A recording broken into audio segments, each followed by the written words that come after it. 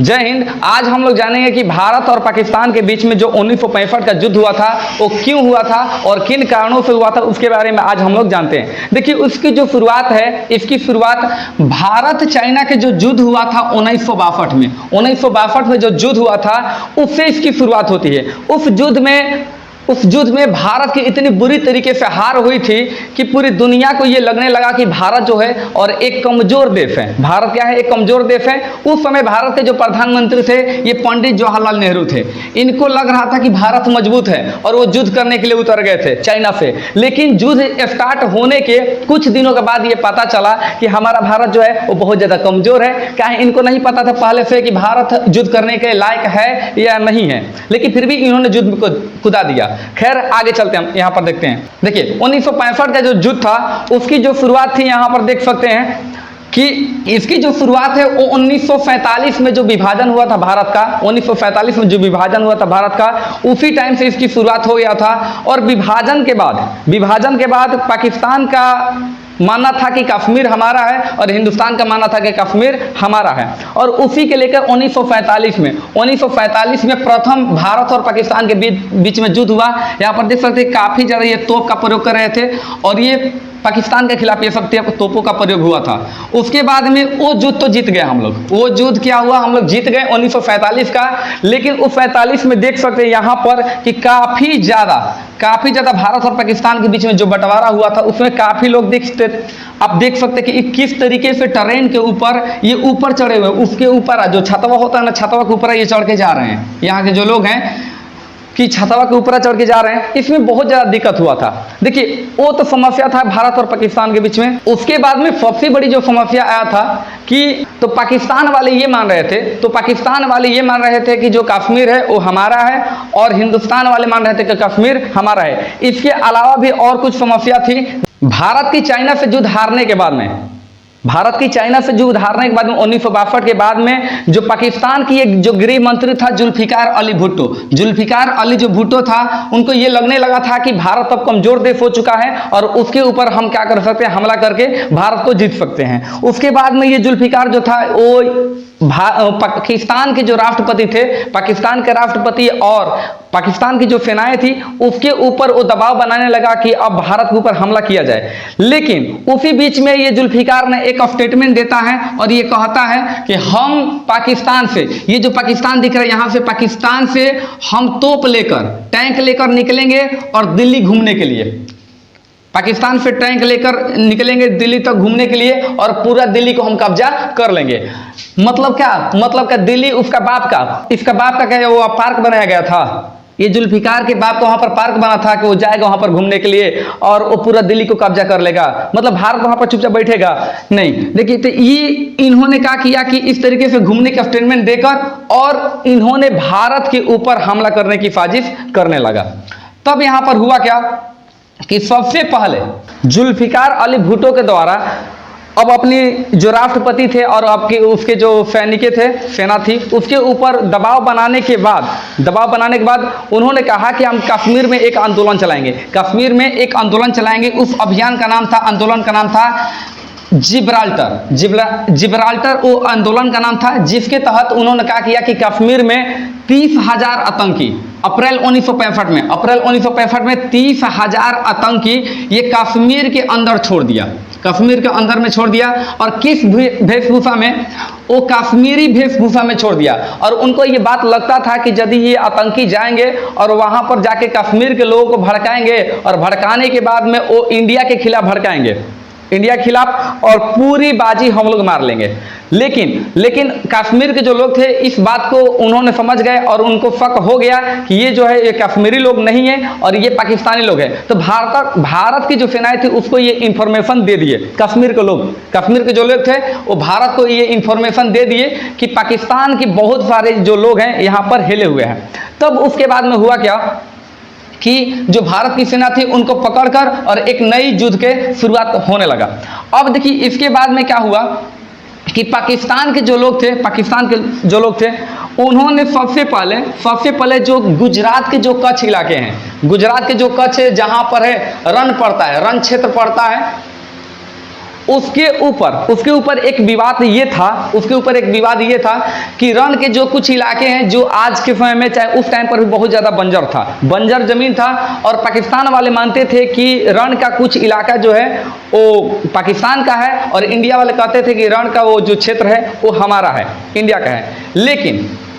लेकिन उसके बाद में उन्होंने क्या किया कि पाकिस्तान वालों ने क्या किया कि इसके ऊपर हमला बोल दिया। ये जो एरिया दिख रहा है, ये वाला रण क्षेत्र जो एरिया दिख रहा है, इसके ऊपर हमला बोल दिया। और साथ ही साथ ये दो तरफा से, देखिए ये दो तरफा से ये भारत के ऊपर हमला किया, एक गुजरात से एक पाकिस्तान से, ये रण क्षेत्र की ओर, ये जो रण क्षेत्र है इधर हमला कर दिया पाकिस्तान वालों ने। अब फिर ये जो दूसरी हमला थी ये कर दिया इधर कश्मीर के ऊपर कर दिया। अब यहाँ पर समस्या ये हुआ कि भारत जो है कुछ अपनी सेनाएं को इस क्षेत्र में लगाया था और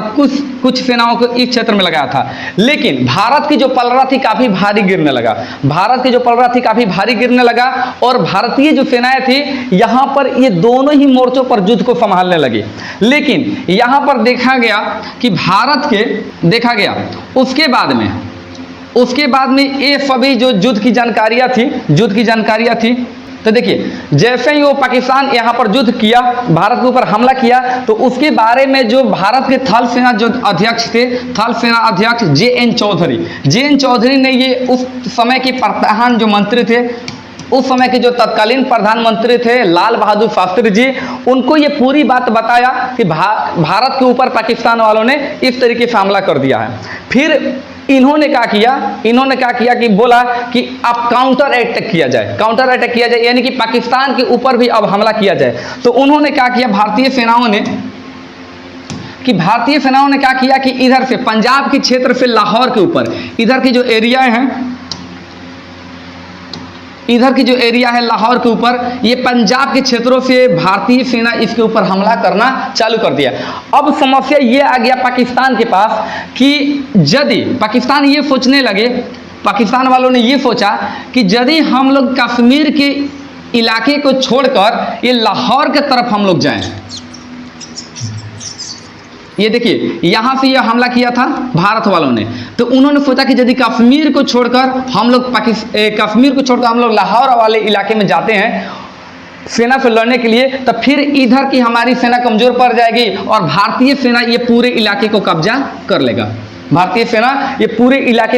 लेगा। लेकिन फिर उसके बाद में उन्होंने ये भी सोचा कि यदि ये कच्छ वाले रण वाले जो इलाके थे, इधर से यदि हम लोग जाते हैं लाहौर को बचाने के लिए, तो फिर इधर से भी वो हमला कर देगा, भारतीय जो सेनाएं हैं इसके ऊपर कब्जा कर लेंगे। तो कहीं ना कहीं ये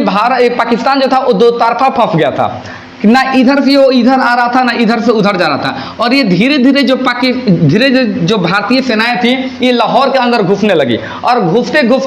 अब भारतीय जो सेनाएं थी वो धीरे धीरे उसके अंदर घुसते यहाँ पर सियालकोट, कारगिल, लाहौर और हाजी पीर पास, ये जो 4 इलाके थे उसके ऊपर काफ़ी ज़्यादा कब्जा कर लिया। यहाँ पर ये पाकिस्तान के क्षेत्रों में सियालकोट, कारगिल, लाहौर और हाजी पीर पास जो इलाकाएं थी उसके ऊपर भारतीय सेनाओं ने कब्जा कर लिया। और कब्जा करने के बाद में उन्होंने 1920 किलोमीटर वर्ग स्क्वायर, यानी कि 1920 किलोमीटर स्क्वायर क्षेत्र को कब्जा कर लिया भारतीय सेनाओं ने। अब इसके बाद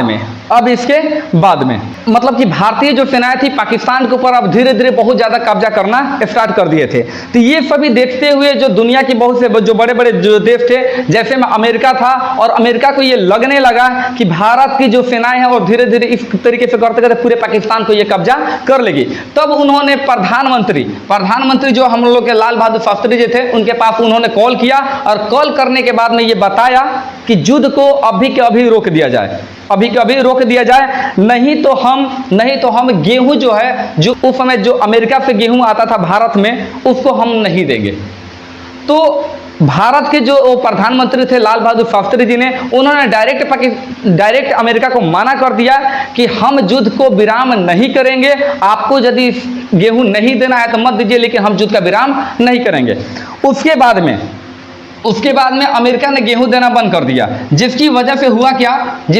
हुआ क्या, जब अमेरिका ने भारत को गेहूं देने से इनकार कर दिया, तब भारत के जो प्रधानमंत्री है वो देश को संबोधित करने के लिए रेडियो पर आते हैं भाषण देने के लिए, और उन्होंने कहा, ये जो प्रधानमंत्री थे इन्होंने कहा रेडियो के ऊपर, ये यहाँ पर दिख रहा है कि रेडियो के ऊपर उन्होंने ये एक बात कहा कि हमारी जो भारत है वो दो समस्याओं से आज जूझ रही है, हमारी जो भारत है दो समस्याओं से आज जूझ रही है,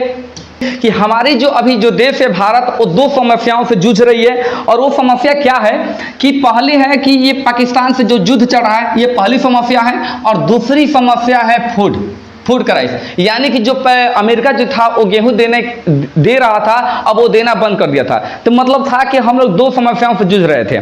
तो उन्होंने कहा कि जो युद्ध वाली बात है वो भारतीय सेना उस युद्ध को तो संभाल लेगी, अब रहा बात कि फूड क्राइसिस की समस्या कैसे खत्म होगा, यानी कि भोजन की समस्या कैसे खत्म होगा, तब उन्होंने भारत की पूरी जनता से, भारत की जो पूरी जनता थी उससे ये बात कहा कि हम लोग सप्ताह में एक दिन उपवास रखेंगे, पूरे सप्ताह में एक दिन उपवास रहेंगे, जिससे होगा कहा कि हमें अनाज कुछ बच जाएगा, और इतने दिनों में हम किसी दूसरे देश से अनाज का हम लोग क्या कर सकते हैं, मतलब जुगाड़ कर सकते हैं। तब उसमें हुआ क्या कि कुछ दिनों के बाद भारत के जो अफसर थे वो कनाडा से, ये वाला जो एरिया दिख रहा है, ये कनाडा से ये गेहूं लेकर भारत में आए,